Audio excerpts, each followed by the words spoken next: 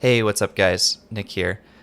James and I just hopped on a call for a quick little catch up episode, as well as to talk about the stretch clock. I'm launching the newest Almost Object on Kickstarter, so please go check it out. Link's in the description. Link is in Almost Object's Instagram, Nick P. Baker's Instagram. I'm sure that you have seen it by now. It would mean the world to me if you could go and back the project, especially right now as you're listening to this, because we all know algorithms run the world, and really trying to boost that project up there. But other than that, James and I just kind of talked about jobs and life and caught up. It was a lot of fun. And we also want to thank our promotional partner at Let's Design Daily. They're always posting great work, so they continue to support us, so we're continuing to support them. Please check them out too. And yeah, the usual stuff, you guys. Follow on Spotify. Our Spotify rankings have been steady, so I'm excited about that. Subscribe on YouTube. Hit that like button. Hit the bell button too. There is a YouTube video. I think we got some technical difficulties on that, but other than that, got to hop on the Discord. That's where we're at. I want to hear your thoughts on this last juicy question of this episode. It was a juicy one, so hop on the Discord, give us your thoughts on that. And shout out Kyoshi the Kid, always with that amazing intro and outro. Other than that, I'll stop talking. Let's get to it.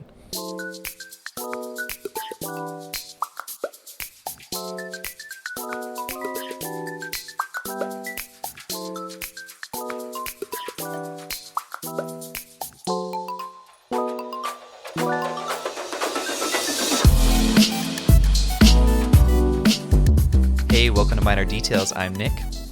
And I'm James. And we are two designers across the country. Sweating the small stuff. Oh, man. Dude, it's been a bit. It's been quite a bit. I feel like when the last time we had a podcast was like June? No, July? We did the 7-question challenge. That was our last one, just me and you, I think. Yeah, they brought us out of retirement for the 7-question challenge, and now we're back out of the second half of our retirement. Yeah, how you been, man? Not too bad. Yeah, just chilling out here with a newborn baby and my wife, and how old is she now? She's 3 months today, actually. Wow. Congrats. Yeah, it's wild.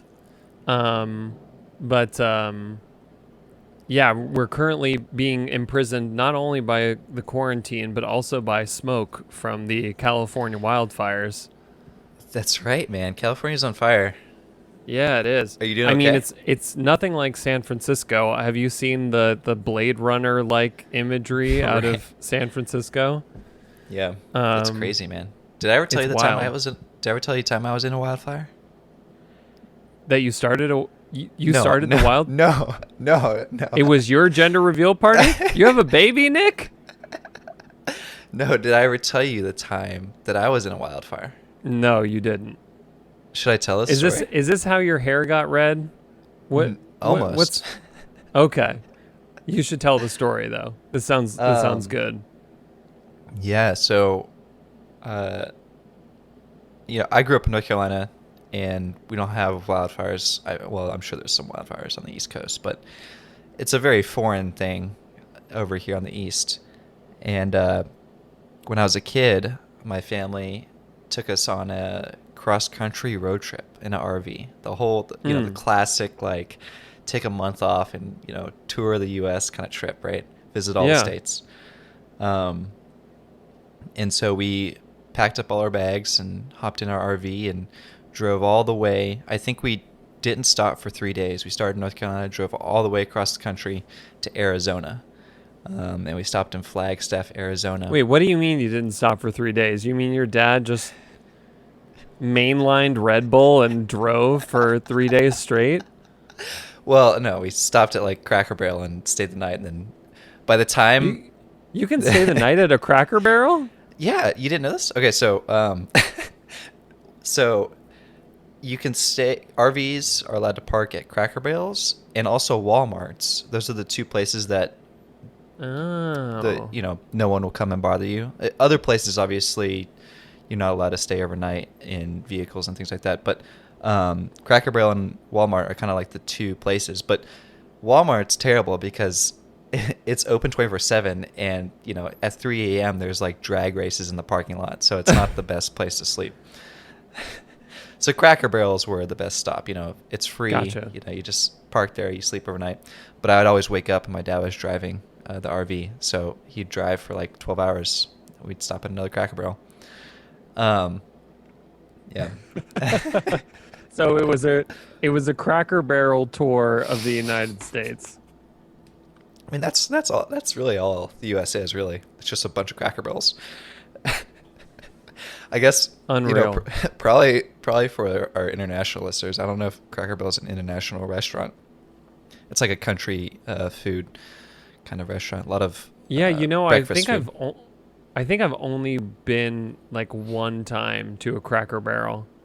Oh man! And it was actually a trip. It was actually, I'm pretty sure it was when we went to when I was a junior, we went to an IDSA conference in Austin, and we drove overnight to get there from Virginia Tech. We drove like straight through the night. So I guess Cracker Barrel is worth it to drive through the night for, apparently. Yeah. Well, I mean, we had plenty of Cracker Barrels when I was growing up, but yeah, so we drove all the way to Flagstaff, Arizona, and this is our first stop to see the Grand Canyon. But of course, that first day in Flagstaff was like, we're so tired from traveling. Really, my dad, all I was doing was laying on the couch playing PS2. But it's tiring. It's exhausting work.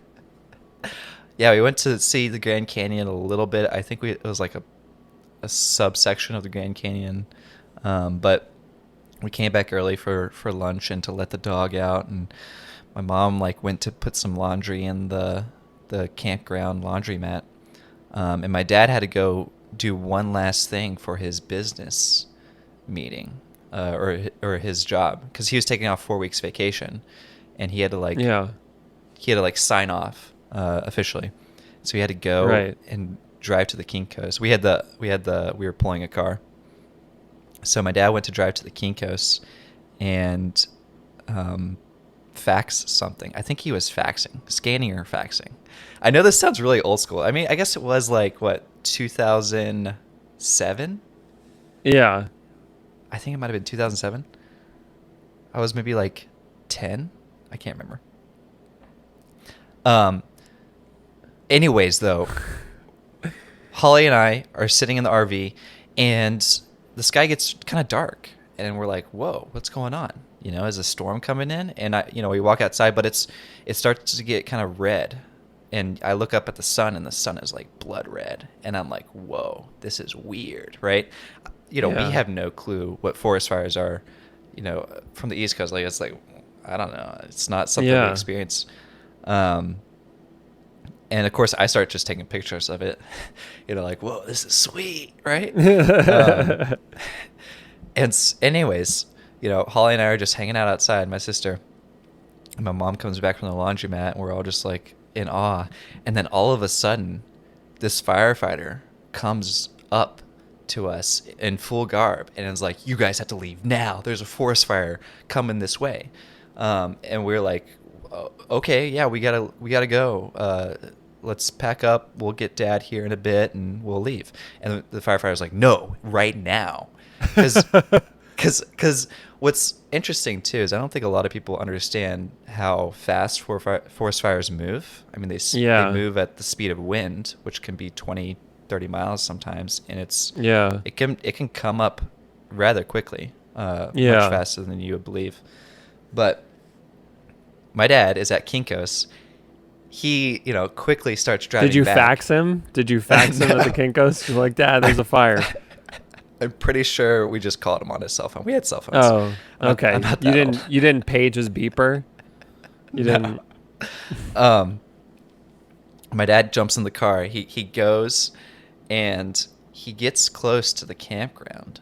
and he realizes that no one can go in. There's a police barricade because the fire is coming that way, right? So they're like directing traffic this way, and there's 2 cop cars lined up head to head, and just enough room for my dad's car to squeeze through. And my dad gets close. He kind of comes up, squeezes through. Of course, he stops. The police are gonna talk to him and tell him to leave. And my dad, rolls down the window and he's like, "Yeah, my family's in there. I have to go get them, right?" And the police is like, "No, sorry, sir, you can't go in here. There's a forest fire coming." My dad's like, "Well, you're either gonna have to shoot me or arrest me," and presses on the gas. And they chased him. They chased him all the way. Yeah. They chased him all the way to the campground. But Dad pulls in the campground. Police are chasing him. And obviously, at once he gets in the campground, I guess they just realized like, oh, he was telling the truth, or like we're not gonna go in there and risk it. But anyways, my dad finally gets to the campground, and we all get in the RV.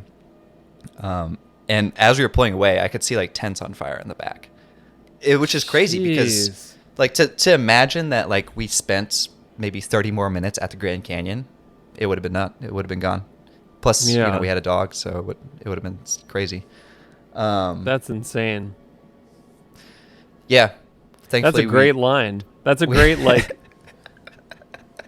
80s action movie line, right? It feels very. So it was you're gonna either have to arrest me or shoot me. Is that the order? Yep. And then he swallowed his cigarette and put his sunglasses on and gunned it.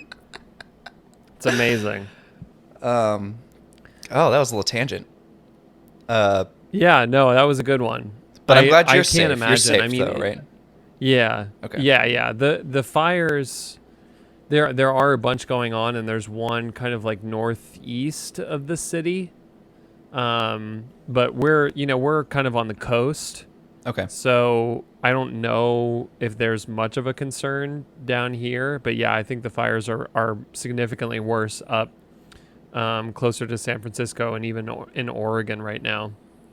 So thoughts and prayers go out to those people. For sure. Hopefully, It's a scary thing. That is very scary. And yeah, it is like the speed is crazy because whenever you see it on TV, it's from such a far, like, they'll shoot the mountains and you'll see the fire and it looks like it's barely moving at all. Right.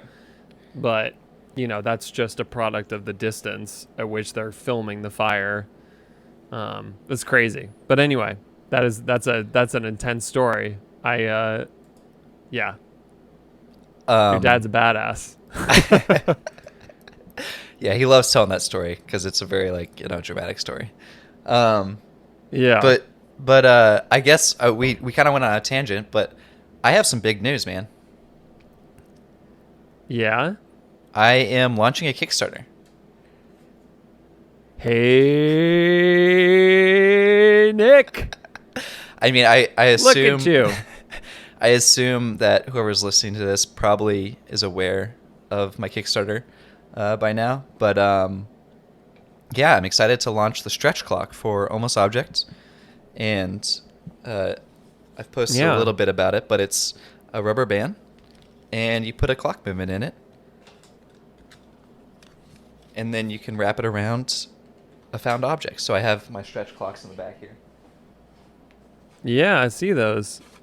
This one is a nice piece of OSB board.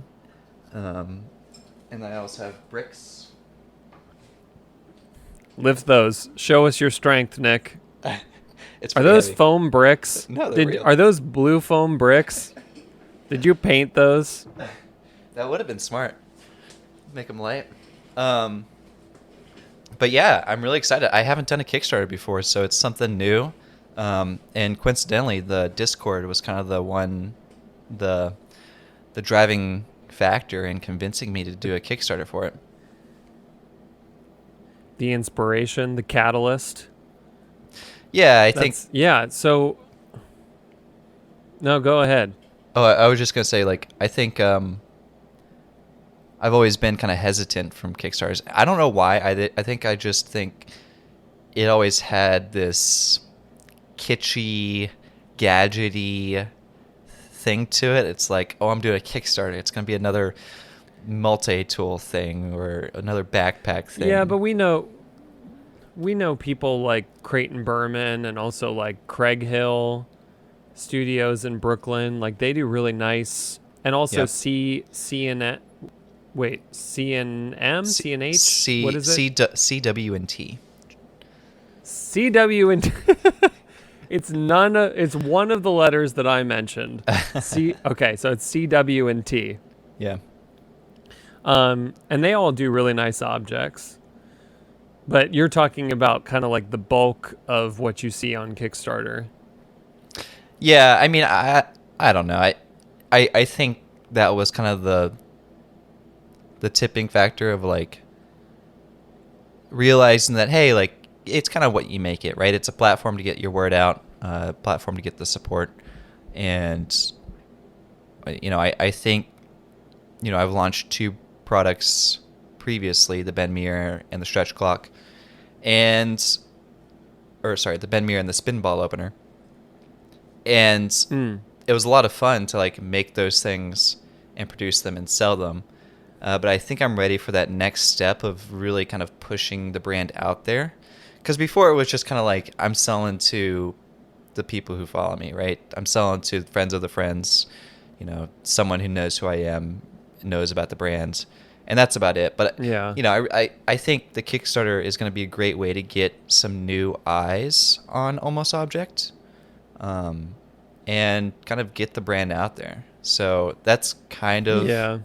one of the big factors in going for the Kickstarter.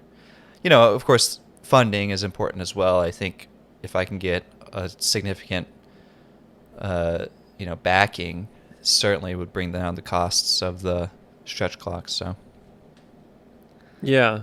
Well, I think you and I have both found that in launching products just through Instagram, it's not necessarily a great way to find customers. yeah, And, it definitely feels more like a hobby. it's, yeah. And so, Kickstarter really seems like you can build up a different kind of community around your work. Yeah. Um, So I'm excited, man. yeah, well, let's talk about the stretch clock. Let's talk about the origins. Yeah. Where did this all begin? Where did it come from? Well, all Obviously right. from your noggin, but I have some more things to oh, show. Well, this piece is a marble slab. I think it must have been a stool or a side table or something. The idea. So I have a bunch of these like random objects in my studio that I just find on the street, and you know how New York is. You just find stuff. yeah. Like, look at this thing. This is a plug from a piece of sidewalk. So for those who aren't watching it, it's a cylindrical, 2-inch diameter piece of concrete, but it looks like terrazzo. Like it looks really beautiful. Yeah. And I was walking down the street, and this guy was drilling a hole in the sidewalk, and these things were popping out. He had like 5 of them, and I was like, I just picked one up, and I like looked at him. He was like in the middle of his job, and I'm like, can I have it? And you were like, you're going to have to either arrest me or shoot me. And you ran off. I did not do that. I did not do that. But I don't know. I just, I keep these things around for inspiration and possibly uses at some point. But yeah, this is a project I've been working on for a while. I was playing with rubber bands, and I was thinking, what if I took some of these objects, stretched a rubber band around it to turn it into a clock? And so I like quickly ordered some exercise bands to test my idea. Like I just grabbed some like really cheapo bands from Amazon. Yeah. And I don't know. I started developing it. I think a big part of the development was just letting it sit around. I did this like a year ago, so I think it's important to kind of just let design sit there and when they're ready, they're ready. Yeah. I think one detail, because I've kind of known about this project for a while, because you had shown me the development back in the day. One detail that I really like that I didn't know about until recently was the ability to flip the band. Yes. So go from 12 and 6 to 9 and 3, depending on the orientation. I thought that was also one of the key like factors too, because it was like, which numbers do I choose? Do I choose the 9 and 3, or do I choose the 12 and 6? Because if you have a really tall object, you probably want the 12 and 6. If you have a really wide object, you want the 9 and 3. And I was thinking, well, I don't really like if people have to buy one over the other, or should I include two? Yeah. And then I realized, like, why not just print it on the inside so you could flip it inside out?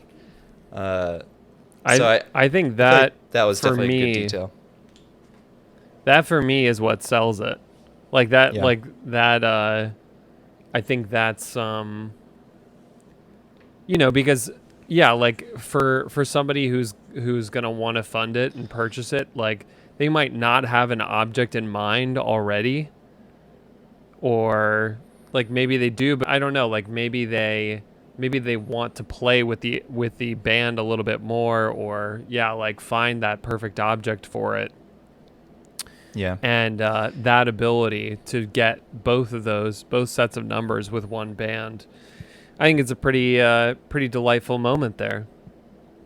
Thanks. Yeah, I'm excited because I think too, it's fun to be able to swap out the object. If you get tired of your marble slab like I have, you can just swap it out for a stack of bricks. Yeah. And how did you choose the colors? I mean, I guess they're just pretty standard. Yeah, I have like black and I have sand. I'm calling this one sand because it's a little bit more like an off-white color. Yeah. Do you imagine, if this Kickstarter is successful, do you imagine making more colors? Because like rubber, you got the rainbow. Oh! I'm holding up the primary colors. I do have primary colors. I did get some samples of primary. I will say, after thinking through it, I really like just the black and the sand, mainly because it puts the focus on the object itself and lets the object be kind of the focal point, which is kind of the point of the product. So I'm hesitant to release colors, but I have tested colors. So possibly there could be some convincing. We'll see. Yeah, well, I mean, you could also go with a more muted palette. Like those bands that you were just holding up were pretty saturated colors. So if you went with something a bit more muted, I mean, the nice thing, if you're talking about something celebrating the object, is like, I mean, obviously very difficult to do color matching to every object. But if you had a spectrum of colors, then you could essentially get something where, you have a terracotta pot and then you have the terracotta band, and then it really just cool. Just blends in. Yeah. So, but that's cool. If I think the one thing that I just want to promote is like, hey, please go support the Kickstarter. I'm sure that there are plenty of links check out at Almost Object, link in the bio. Yeah. When is it launching? Even my profile. It'll probably, by the time you're listening to this, it'll be launched September 15th. So it should be up and live, and early bird special, you got to get that quick, other thing I was going to say is, I mean, not everyone can support monetarily, but it would just help if you shared it, share it with your friends, share it on your Instagram. And I'm super excited. There's a lot of cool photos that my intern and I took. I'll just share. I'm gonna share some photos with you Oh right quick. yeah, beautiful 'Cause photos. well, I haven't shared it yet. The Do you see listeners this, don't James? know that, Nick. Well, the YouTube Oh watchers will yeah, know. they'll know. But yeah, I'm super excited for some of these images to come out. Shout out to Zoe. She did amazing work on all these photos. So Yeah, no, they're really nice. Um, I was gonna say you've also, I mean, in the last since we last talked, you've launched two other objects. You've it's been a your bit, man. gantry lamp. It's been too long. Your I've raised a child. You've raised three products to market. Similar, I guess. I don't know. Yeah. Yeah, I But launched yeah, the Pixel the Light. Pixel. Yeah. It was fun. Which I also yeah, launched which my DIY chairs. yeah. Yeah, the Pixel Light, the talk about photography, the Sean Davidson photography for the Pixel Light. He kills it every time. He does. Shout out to Sean for sure. Yeah. But no, it looks really sweet, and I'm sure that you're happy to get that out into the world, cuz that's been Yeah. how long have you been working on that for? I think again the Pixel Light was like 2 years almost. I think yeah, that was Yeah. longer than the stretch clock. Um, but yeah, I think again a part of it was just kind of sitting in the studio, like kind of sitting there in the back of my mind, just distilling and really trying to. Yeah, I think I made some really key decisions on the design, just because it was sitting around for so long. I think it was important Yeah. to let my mind distill it. Do you ever feel like that? Do you feel like sometimes it's helpful to just set a project aside and then come back to it and you can refine it a little bit more? Oh, definitely. Yeah, well, I mean, Yeah. we've had a whole podcast about this topic. I definitely think that it's beneficial if you have that opportunity. I mean, it's especially, it works especially well with personal projects. For sure. Yeah, it's not the But easiest thing to do for a client. no, it's not. Am I choppy at all, Nick? Am I coming through? Your audio's good. Am I choppy for you? We're on Zoom, by the way, guys. No. Yeah. Okay. I run into all sorts of technical issues. Your I video's think choppy, but your audio's fine. Okay. Well, that's good. I should just make a really ecstatic face that'll last for a while. Okay. Yeah. So, Well, you think this Zoom? You think this is this? This is the thing, man. It's great that we're all kind of embracing the new Zoom and remote working, but I don't know, man. Is it really gonna stick around? Because this is the experience, yeah, I don't. It's hard to say. It's hard to say like when things are going to get back to normal. I mean, what are things like right now in New York? How are people behaving now as opposed to a couple months ago? In regards to, I would say it's much you know. better. I think we're 90% back to normal. People Yeah. are. I'm hanging out with my friends. Like people are. Of course, everyone's wearing masks and being safe, but like, everything's open. I think we're starting. The restaurants can dine inside now, like at 25% capacity or something. So, Yeah. thankfully it's been pretty good. We haven't had a resurgence of the virus or anything. So, cross our fingers Yeah. that we're getting through it. So, Yeah. Yeah, it makes me think, something that we were talking about on the podcast was just some of the things that we got so used to in our everyday lives in terms of tech and the way things worked. oh right, yeah, you were telling me about this. And sort of like advancements that had been made, and now kind of like it's almost like we need to go back a generation in certain pieces of technology. I mean, Right. the obvious one is Face ID, because how are you going to open your phone when you've got a mask on unless Apple somehow just I mean, I guess they could just do a retinal scan, you know.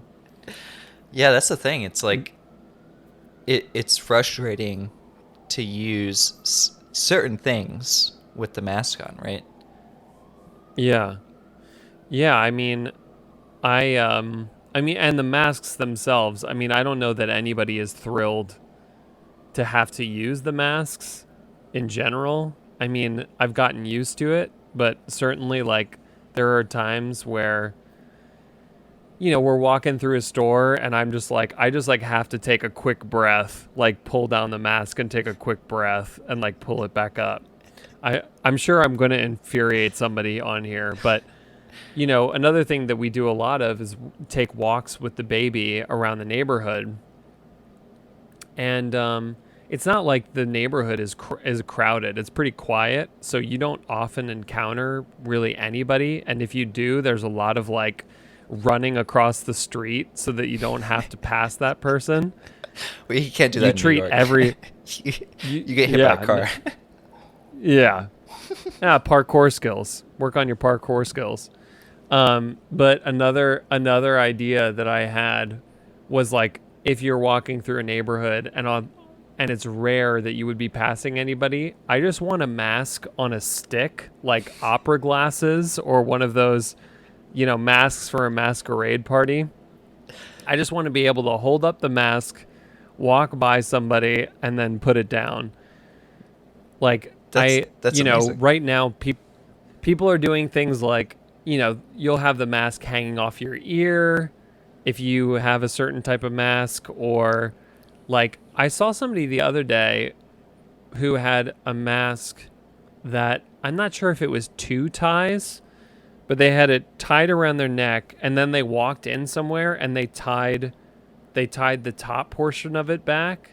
So like it had, I don't know if that explains it very well, but basically like they had it down, it was around their neck, and then they just tied the top ties as they walked in, so that I think like I wonder if there isn't like some nice solution to like the mask not in non-operational mode and then in operational mode.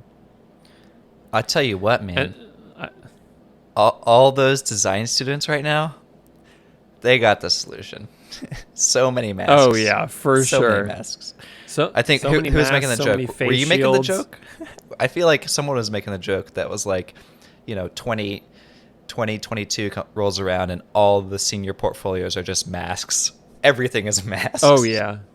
Yeah. Masks and ventilators and what else, whatever else, pandemic. like Yeah. hand sanitizer dispensers, who knows. And I like your then opera there's mask also, idea, though. I appreciate it. I'm actually I would like to announce I'm launching a Kickstarter.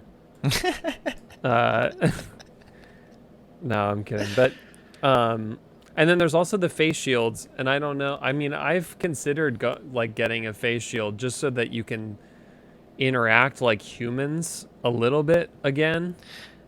You know what I kind of want? I kind of want some sort of like bandana thing that's kind of like a face shield, but it's almost like a reverse sunglasses. Like sunglasses sit above your nose on your eyes. I almost want like something that sits on my nose and comes down, but maybe it's tinted clear. Maybe it's like clear fabric, like clear vinyl or something. I want it to feel like really kind of futuristic, or kind of like if you're wearing a big turtleneck in some sort of anime video game or something. That would be cool. Yeah, I like the idea of using like the bridge of the nose. Yeah. And like that glasses metaphor. I mean, I do want something that I'm able to just like pull up and drop down like fairly easily. I mean, there's people that think that, you should have your mask on at all times, and I see a lot of people driving around with their masks on in their car. I don't know if anybody ever told you need to have your mask on in your car. Um, but You're just being extra safe, I guess. people are being very, very cautious in case somebody were to like cough into their intake. You just you got to do the recycle in your car, and then no outside air will come in. Recycle the air for sure. But yeah, so I think the other thing that I noticed was, with the with like touchscreen registers, we like Square, for instance, they had the register for a while, and some places still have it, that swivels around for you to be able to sign it and whatever. And then they upgraded to the one where you have the front of it is a touchscreen for the the business, and the back half of it is a touchscreen for the person. And I noticed somebody cleaning off the back part of the of that register, and it was like, it's this awkward like reaching around to the back to like wipe it down. And I was like, man, the swivel touchscreen now makes a lot more sense. Oh, you right. can Yeah. you can clean it off, and once it's swiveled back to the patron, they can clean it off. And although there's also the ones that have like the separate reader and separate touchscreen kind of thing, which that works fine. There's so many like point of sale things now, all those new tech point of sale things. Yeah. So I don't know. Now that whole like Amazon Whole Foods thing, where you just like walk in and grab stuff and walk out, and it deducts from your account. Have you been to one of like those? that. I've never been to one of those. I haven't, but I think there is a pilot. Like there's a pilot program happening in Los Angeles for that technology. I feel like there's one in New York too, but I don't know where it is. Yeah. But I mean, now that whole system makes so much sense. Also, yeah, like you're going to be standing in line with people. The lines, I guess, if you go at certain times of the day, they're not so crazy, but I've been doing not a lot of grocery shopping, but every week or so. And the lines can get kind of intense, like even just to get into the store. And then once you're in the store, it's like, Yeah. Yeah. Yeah, we haven't had too many lines anymore in New York. Everything's pretty much full capacity, at least in the grocery stores. Yeah. But yeah, I remember like during, a couple months ago, people were standing outside with the lines and everything. But yeah, am I completely frozen now? My screen? Your video has been frozen, but I can hear you still. Yeah. Oh. Well, I guess I can't do show and tell then. well. Hey, one question I was going to ask is, did you get a new PC? Yeah, I did. So you're a PC guy now, moving from Mac. Yes, I after years of advocating for Onshape, the industry did not hear my call and change everything. So we were so nice to Onshape, and they just never wanted to sponsor. Well, apparently I was one of 20 users or something. It was like, what? It's crazy. They had 20 users? They didn't have a large user base. But the software, like, I think I still love the software, and I love it's not 20. It's like it's maybe like one of 10, like 50,000. I forget the number.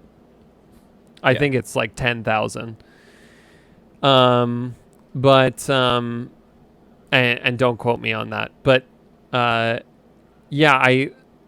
still love the software, but obviously like the industry standard's still SolidWorks, and it gets, it's disappointing sometimes when you're working on client work and they're like, oh, we really need you to work in SolidWorks.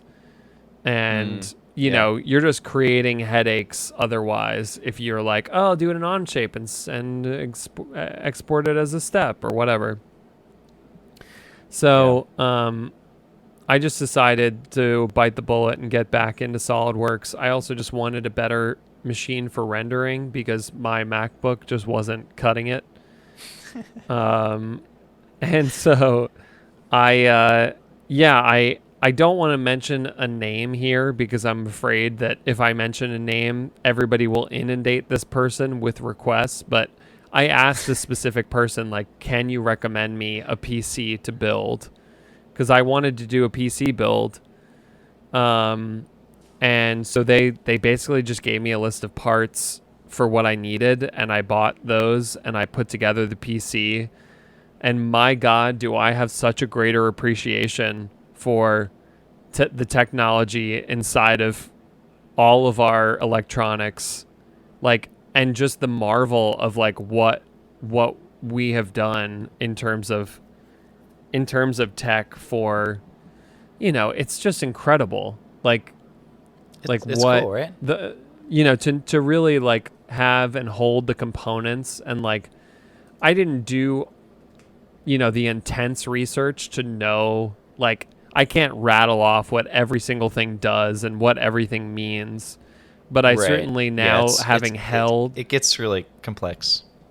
it's crazy. I was watching a Linus Tech Tips video this morning because I do enjoy watching the tech reviews, and I enjoy watching people who clearly know so much about these things, but there's so many like random numbers and letters that are thrown together that into a sentence where I'm like, we're essentially speaking like an alien race at this point if you tune into like a tech reviewer. It's like, how many and core RAM, CPU, GPU, RTX 1097, 3738 do you need? You know, it's like, what? It's insane. And Allison was also like, she came out while I was watching it, and she was just like, this is insane. Like I have no idea what this person is saying. But like, you know, there's visuals on the screen so you can kind of get an idea. But anyway, like holding the components and installing the components, like, definitely gave me a better understanding of everything that's going on in a computer, more so than I ever had before. But yeah, sure. It's just like, God, like, I don't think that we really appreciate enough how far we've come in terms of like just what we've built as humans. Like, It's to crazy, right? look at the animals of the world and like be like, we used to be like that. Like, we used to live in that way. And since Or like then, even just like the 80s or something. Like, look back at the 80s, you know? Like, oh you don't man, have to look back that far. It's crazy. wouldn't it have been great to be an industrial designer in the 80s? Like, Yeah. nobody was So many things to design. nobody was thinking about sustainability. They were just like, make it in every Cool single shapes. color. Yeah. Just do it. Like, there's this great stand up by Fred Armisen, who like ex SNL cast member, and he was also Portlandia. He had a stand up on Netflix called Stand Up for Drummers, and in one segment of the stand up, he goes to like a drum set from each era, from like each decade, and talks about it, and then plays it, and like plays kind of like the style of the time. And he gets to the 80s. Like, every drum kit up until the 80s is like pretty standard, like your 5-piece drum kit, like the kind that we see today still. And then the 80s, it's like drum pads, like hexagonal, octagonal drum pads, you know, black rubber. And he's like, and he said something like, the 80s were great because they were like, the future begins now. Like, that was basically the essence of the 80s, was just like, forget everything. Like, now we live in the future. And then, of course, the 90s was just like, screw that. Like, you know, getting and got grungy. Yeah. But anyway, So yeah, what were we talking about? Oh my God, I so have many no clue, man. tangents.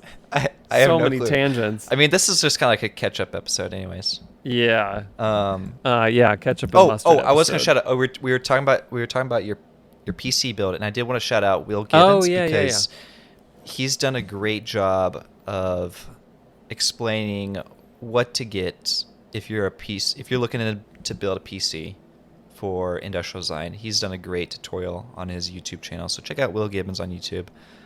Yeah. You know, obviously, if you're listening to this 3 years from now, it's gonna be dated, but maybe Will has done another YouTube tutorial, so I'm yeah, yeah. I'm sure.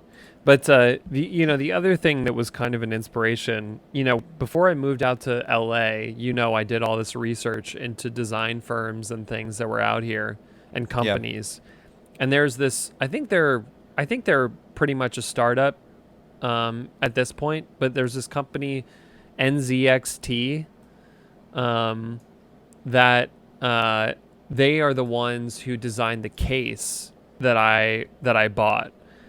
And they're a startup that specializes in PC builds, but the design work is like super clean, minimal.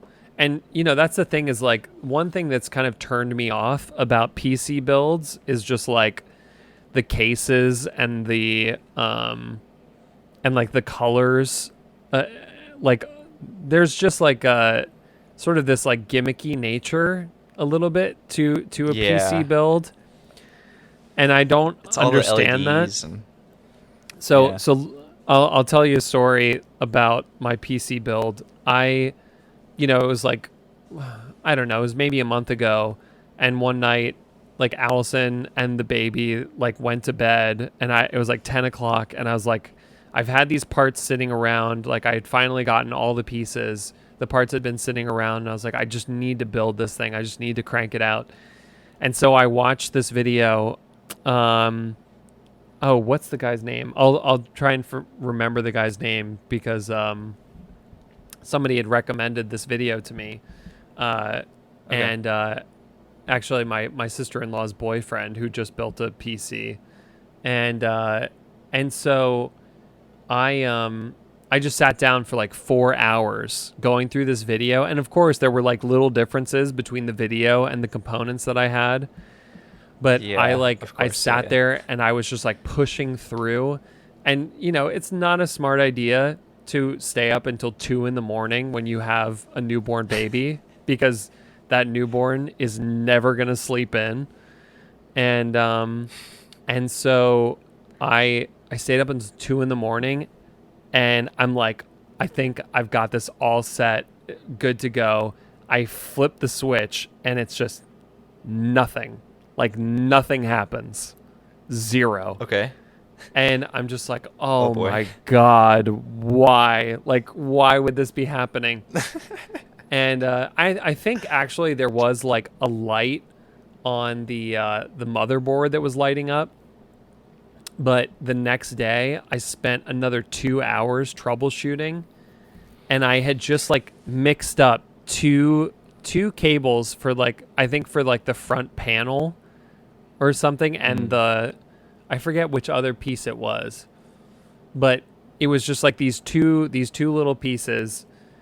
These like I mixed them up, and I had like taken apart. I had taken everything out of the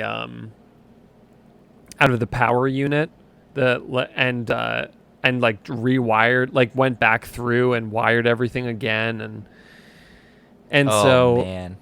but I will say, like, for as much as I hate the gimmicky colors, like when that PC first lit up and like lit up like a carnival, I was like, it was like the happiest moment, since the birth of my child.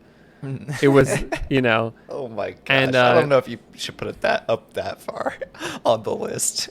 it was, I mean, I was pretty ecstatic. Like you don't. No, that's good. That's good. But anyway, the one thing that I said to someone was, you know, the colors, they're great once you first start. It's like inviting clowns to your kid's birthday party, but then the clowns never leave. They just like, it's like, can you get out of here? Like, I would just love it if like everything lit up RGB for like 20 minutes and then dimmed down to like a white light or nothing. Forever. Yeah. Yeah. But anyway, so yeah, it was a harrowing journey, but it was at the same time it was like I felt a great sense of accomplishment, and also just as I said, a greater appreciation for what humankind has been able to achieve in terms For of sure. technology.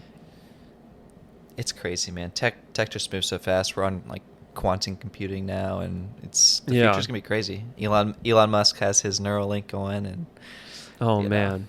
it's gonna be Yeah. insane. We'll be on Mars before we know it. Either on Mars or virtually on Mars. We'll see. One of the two. Yeah, for sure.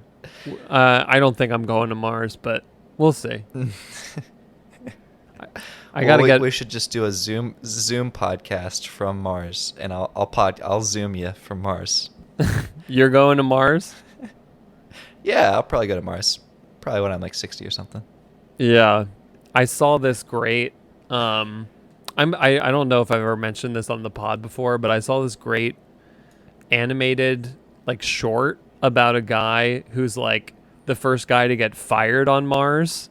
So it's like it's like he goes up with a team of people and they fire him, but he's on Mars. Like he's not What does he coming do? home. What does he do? He, That's he just great. like wastes. We have to link that. He just wastes his time. I don't remember everything about it, but it's like it's a pretty funny concept. That's hilarious. I love that. But yeah, man. So what else is there? I mean, obviously I can't do anything visual here, but Yeah. I mean, we could go into some questions if you wanted. I think. oh, we got some Or questions. Well, I kind of put out a call to action because I think a lot of people are kind of searching for jobs right now. Oh yeah. A lot of graduates going on. A lot of people just have been furloughed and stuff. Yeah, for sure. And it's kind of a big toss up right now. Yeah. Yeah. So I don't know. We could take 10 minutes to talk about that if you wanted. Yeah. Yeah. Maybe answer one or two. Sure. Yeah, I mean, I can just say off the top, just as it relates to this topic, when I came out to LA, I was very interested in potentially finding full-time work. And I will say that it has been extremely challenging. I mean, I feel very lucky and fortunate that I still have the freelance projects going on that I do and the freelance clients. But, I'm not going to name the company, but there's one company where I've had some contact with, but like literally done 4 follow-up like messages, like a couple emails, a couple LinkedIn messages, and I've received nothing back. And that I've been there, man. I've been there too. Yeah. So I want to level with everybody that, this is definitely a challenging time. I feel very fortunate to have my freelance clients. But it's tough. Yeah. It's tough to get rejected. It's tough to it's tough to put yourself out there in the first place. And then to get rejected, and you just don't know what's going on at that company. You don't know what their current status is. I mean, maybe times are tight and they're also like, oh, we put up this posting. Maybe now's not the right time. Or you don't know exactly what they're looking for. So it's a tough pill to swallow, but it happens to all of us. Yeah, I mean, I definitely want to piggyback off that. Like, I've been hearing from a lot of people searching for jobs, and it feels like we're still in this weird.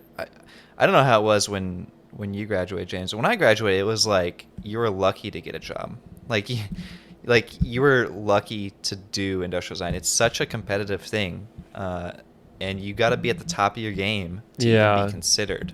Yeah. Um, Yeah. I mean, that is and I don't know. It feels kind of like people.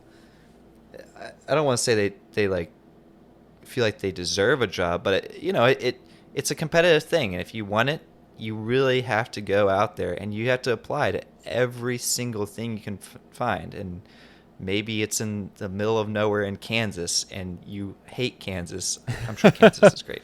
Well, it's a state, right? yeah. I'm sure they got jobs somewhere, but you got to start out somewhere, and I think there's a lot of people shooting for the stars and not considering the ladder to get up there. Yeah. Yeah.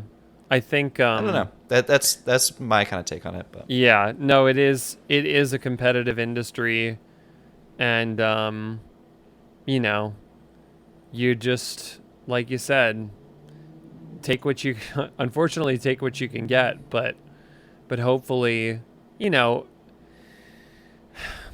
I don't it's one of these areas where it's like you don't want to necessarily give people false hope about something, but I will say that like I felt like pretty maybe somewhat defeated after leaving college and like getting the job that I did get.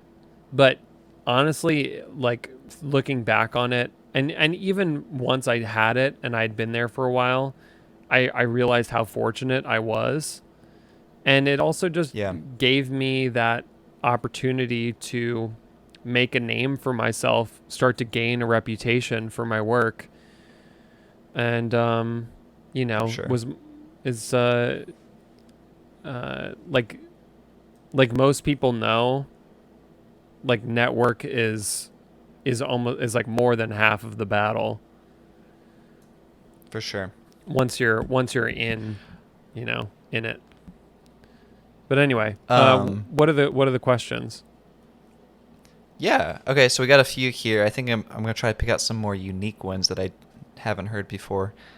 This one comes from Linda, and she says, "I'm curious to hear your thoughts on test projects for interviews, Mm. especially if either of us have ever had to do that before. Have you ever had to do a test project for an interview?" I can't say that I have, but Mm. when it I'll say that with the situation that I just described, I wish they would give me a test project. Like I Right. I just want some contact. Like and and like a shot. So I feel Yeah, like I feel like it would depend on who was offering me the test project. that's true. Um Yeah, I mean, I think that's a good approach to it. I've had to do a few test projects, and I wouldn't say like I thought poorly of that. I know like there's some really reputable design studios that require test projects as like part of the interview process. hmm. Um, and I don't know. I think I would definitely side with you. It's like if this is a job you really want, the test project should be your time to shine. You should be excited for it. You should embrace it. That it's like something that you can, show off with. Yeah, I definitely didn't get the jobs that I did a test project for, but you know, Y- I mean, so tell me what a typical, like, is there a typical test project or? yeah, I think so. I think there was a watch company that I applied to, and they asked me to design a watch, which I did, and I was really confident in my watch. I look back at it now and it's trash, but at the time I was like, "Oh, this is sweet." And what kind of parameters And did yeah, they give you? they actually wanted me to design it to one of their brands, Mm. so I had to kind of follow some of their brand language and stuff. I added my own little flair to it, which may not have been good, but I did what I wanted. I felt confident in. Right. I know there was another one, and that one was like I just kind of created like a nice rendering, kind of a final presentation, couple page PDF, and then I think the other one was a furniture company, and I did a stool, or maybe it was a lamp. I can't remember. I think it was a couple. It was like, hey, show us. I think the brief was just, hey, come up with a few furniture designs. I think it was super broad like that. And I just sketched up some concepts. I didn't even like render them or anything. Right. But this was kind of like pre-rendering, before rendering was popular. So yeah. I wonder I don't if know, it was fine. Yeah. But I wonder if, because I feel like there, in general, people, the sentiment that I hear about test projects is just like, it's kind of, it's I don't free know work. if free work, exploitive kind of thing. Right. But, I'm trying to like think about it on the other side of things, because I can see that point. I can see like, haven't I done enough? Haven't I shown enough? Like, don't you like see my skill level from my portfolio? Don't you get a sense of me from our conversations? But that's a good point. But I think the other side of that, I wonder if there's more, because you're going in there with the knowledge that pretty much I would think that everybody else that you're working with had to also do a test project. And so it's like, it's actually like a first maybe point of camaraderie. It's like, it's almost like even though this term is not necessarily thought of as positive, but it's like kind of like a hazing. It's kind of like a little bit of a hazing ritual. And I mean, those kind of rituals are in place to kind of like strengthen the bonds. So I don't know if it operates in that way, but I wonder if, I mean, it would be fun. Like once you get in there, it's like, oh, like what did you do for your test project? Like, like talk about show your test projects off. Yeah, I think certainly there's some studios that are like that. I feel like the ones I applied to were not studios; they were companies, brands, manufacturers. Oh, I see. And so I do definitely kind of feel like I can see that seems like free work. Yeah, I can see where it can be perceived as like, oh, this project is submitted and we should just take it and make it. I can see where that's perceived, but I also think that that's a really poor business judgment. I would be if I was a business owner and that was my method of getting designs, like it's not. It seems rather unrealistic to do that, but I know that it's out there. Yeah, and I don't want to like write it off. Yeah, that seems pretty shady. Yeah. I mean, I can see situations where that is a shady thing, especially when it comes to like you're interviewing for a company that is like some large holding company and they have lots of manufacturers or like in a specific area, and you could just give them an idea and they could hand it over to a factory. Yeah.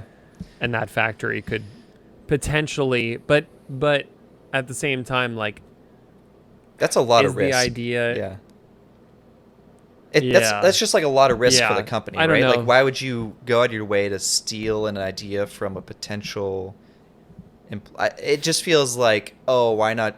Like, if you own an entire, brand and you manufacture products, you obviously have at least $1 million. Why wouldn't you just pay, someone on Fiverr for $500 to make like? It seems like a high risk, low reward scenario. That's why I think people are a little paranoid about it, but I don't want to negate that because I know that there is some freak scenarios out there where that does happen, Yeah, for sure. Yeah, and you would think that kind of place would get would get enough of a reputation that nobody would want, like everybody would know that that's what that company did, and nobody would want to work for them or interview for them. Yeah, I mean, look, But at the same time, like as we said, it's a competitive industry, so maybe, people are in the position where it's like, I need to do work. yeah, I know somebody that interviewed for a job at like Urban Outfitters, yeah. and they had to do Urban's definitely a contender for this. They've been yeah. criticized for doing this. Yeah, so they like asked this person to do like 3 different lines of audio equipment, like based on 3 different personas. And like this person like sketched and modeled and rendered and did drawings, and didn't make the cut. Like the work was great, didn't make the cut, and it was like really, like that seemed pretty like exploitational, Yeah. to me. Yeah, I think it starts to come down to a per scenario basis. I think what I would still side on, though, I think I still side on the fact that, like, yes, there are bad exploited people out in the world, but also your ideas are a dime a dozen. You're a designer. You can come up with whatever you want over and over again. And if you are searching for a job and you really want a job, you're going to have to bite the bullet. You might get burned. Hopefully you won't. Like, the odds of you not getting burned are much higher, but it's just there's the nature that of the industry, I think, unfortunately. Yeah, there's that, and there's also maybe there's wiggle room for negotiation. I mean, I think like going into that situation, you have to be like, okay, if I give you these ideas, who owns the ideas? Yeah. Like, so get that clear and straightened out, because like if they're saying like, oh, we own the idea if you give it to us, then I wouldn't do that. I know that some people are not. Yeah, I know some people are not in the position to turn down jobs, but that just like that to me is just bad. It's just like bad business. Well, here's what I would recommend too. This is also what I do with if I submit anything to manufacturers, or like, some like licensed products are more about, hey, a designer designs it in the studio, they come up with the idea, it's all theirs, and then they try to pitch it out to different companies and say, hey, do you want to produce this product and just give me royalties for it? And in that type of scenario, what I do, this is not legal advice, I have no clue if this is right or not, but I always put like in the presentation, like, a big old like disclaimer of like, hey, this is my designs, like, do not steal this, or blah blah blah. Yeah.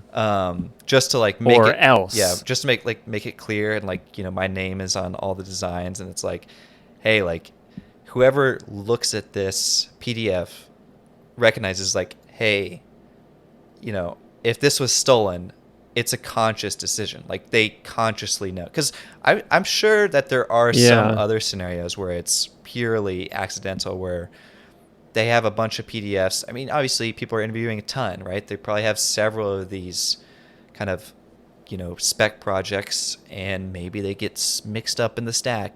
Files get mixed up, and then all of a sudden something gets produced that wasn't, in-house or something. And I'm sure that happens at some of these companies.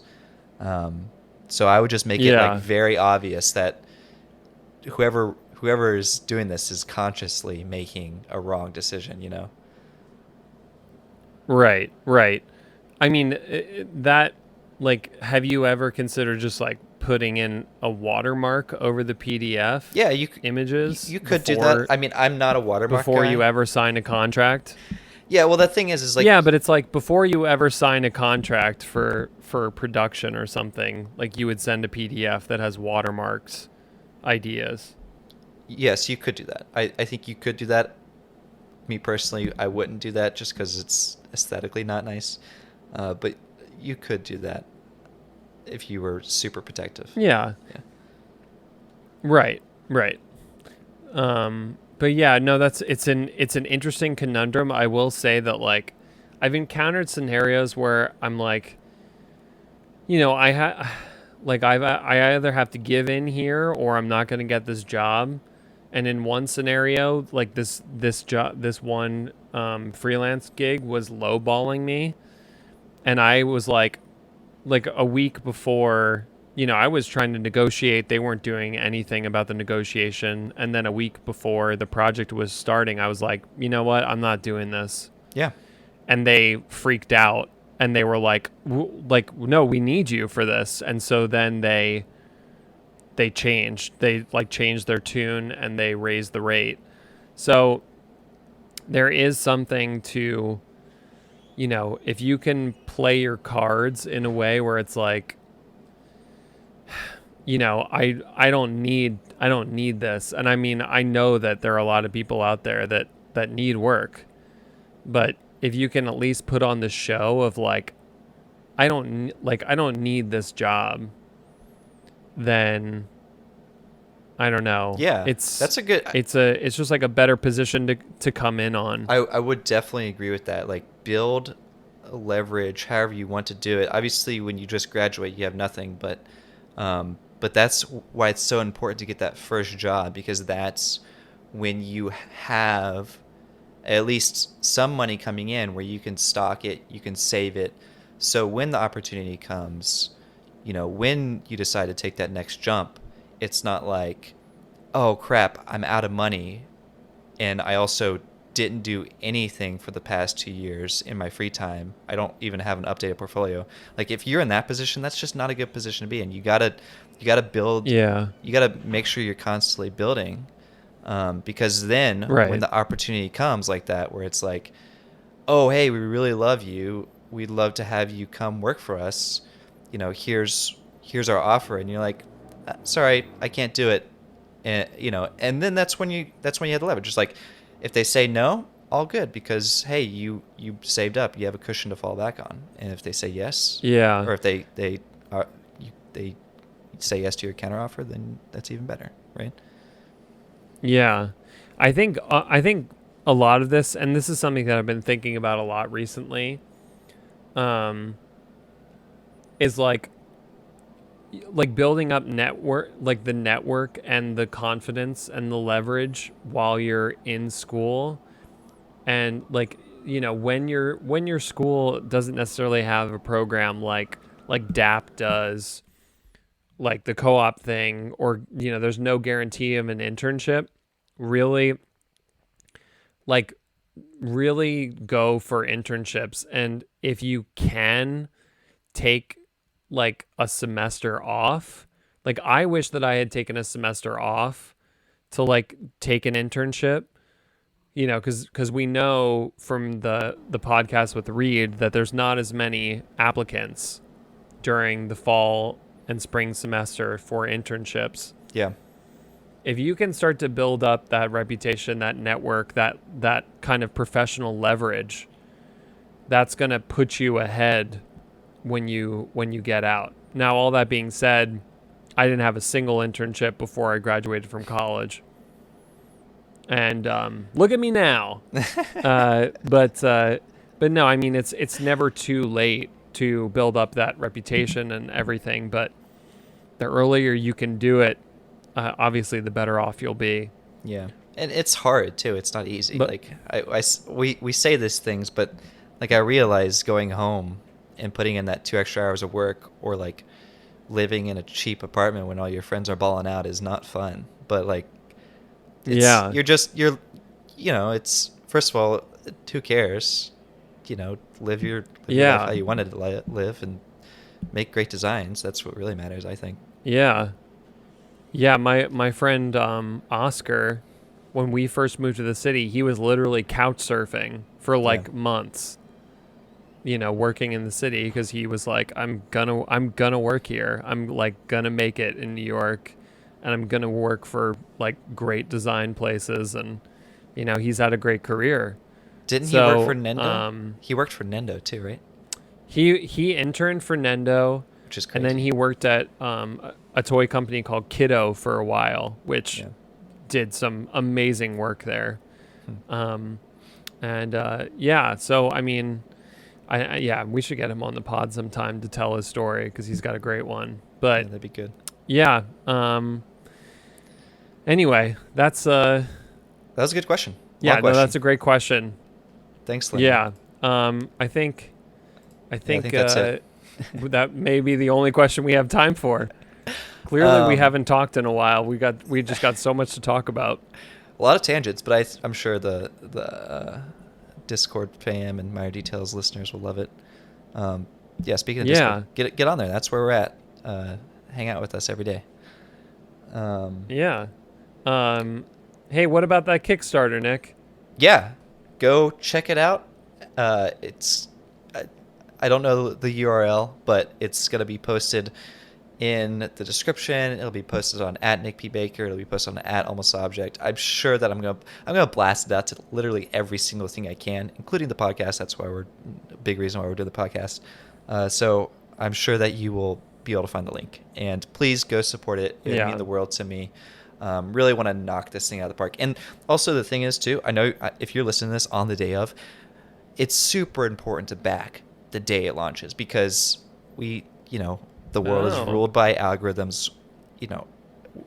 We just had to boost the algorithm, right? Like it significantly matters to back on the day that it launches just to get it up in the ranks.